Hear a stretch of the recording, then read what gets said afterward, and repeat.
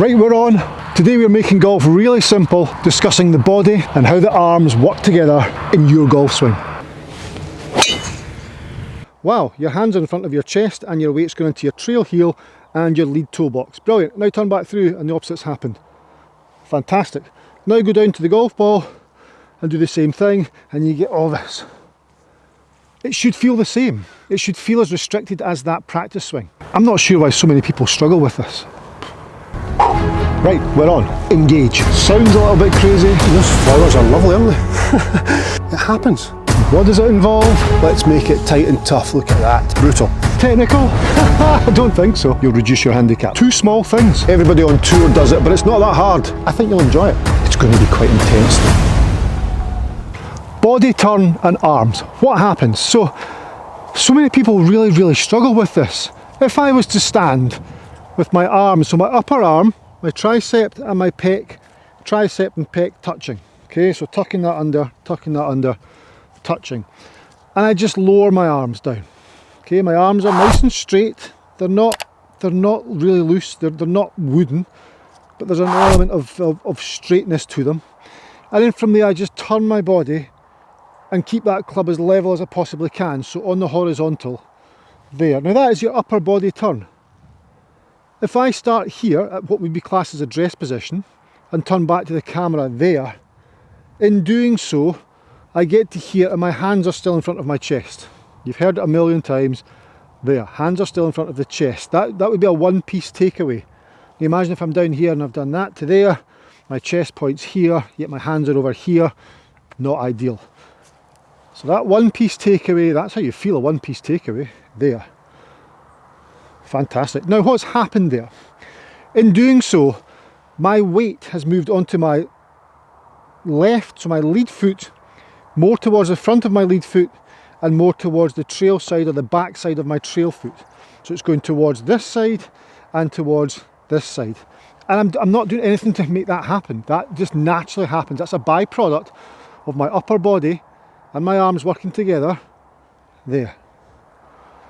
There. So when I'm here, there's more stress or more pressure on the right side, in the heel, left side, in the left instep, left front shoe box, toe box area. Toe box, I learnt that from my running, got fitted for a pair of running shoes. Half marathon guy, that's me. So that's fair, we're on the horizontal, we're on the horizon, like so. Hands in front of the body, weight into right heel, left instep. Now on the way through, the opposite happens. So now you can see my weight's more on the front side of the trail foot and it's digging into the heel, it's getting into there on the way through, so it's more here, back, corner of that foot, and then shoe box, foot box, toe box, get that wrong all the time, toe box on the trail foot.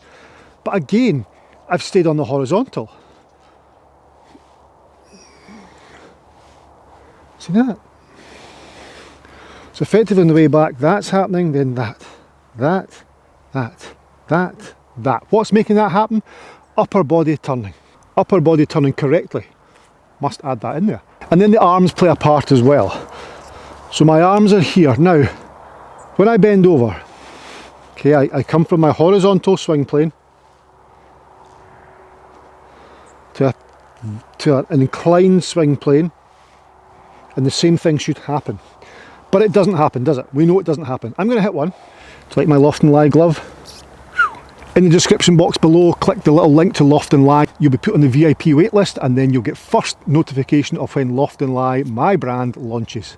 And we're getting closer and closer to that every day. The only way you'll be able to access stock will be via that VIP waitlist initially, and then we'll roll things out from there. But that link will give you early notification. You'll be first to know, so you definitely won't miss out. So I'm set. Arms in front of chest, hands in front of chest, hands in front of chest, feeling how the rotation of the body is taking me into trail heel, lead heel. Trail heel, lead heel. Lead heel. In there somewhere. Okay, now,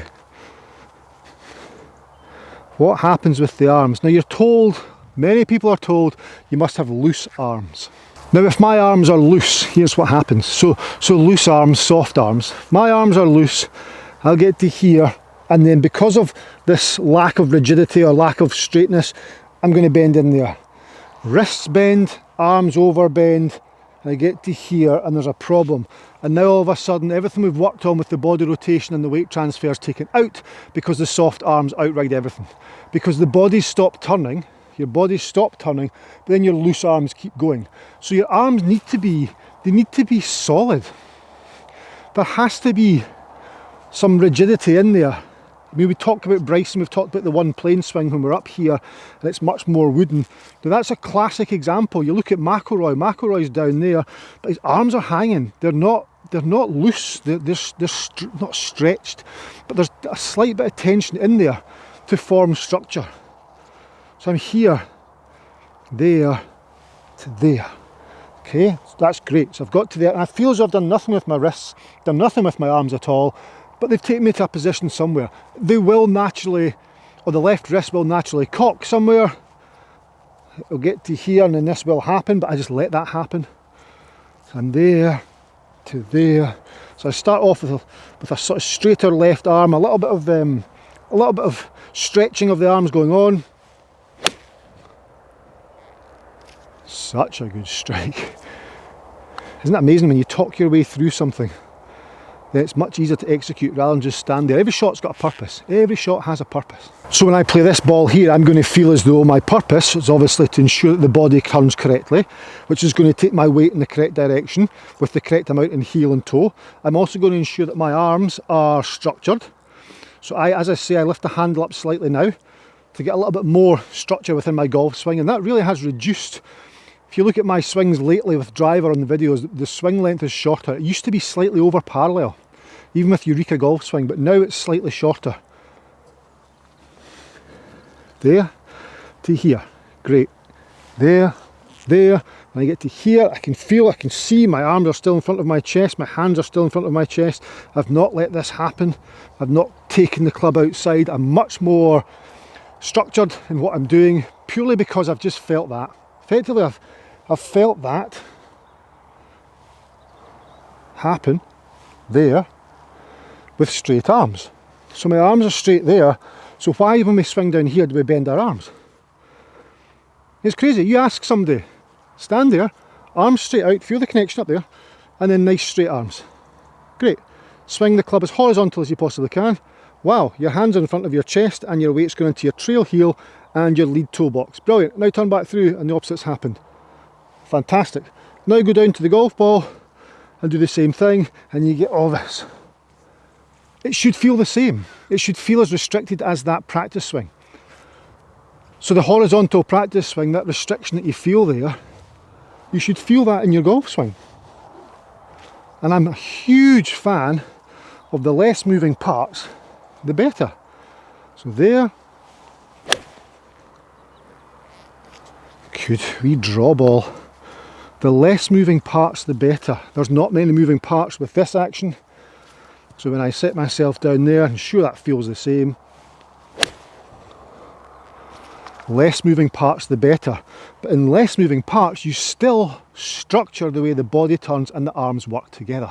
Guys, thanks for watching. Remember my website, eurekagolfswing.com, linked below. Along beside that is the Loft and Lie link for the VIP waitlist, and I'll see you in my next video. Bye bye. Thank you.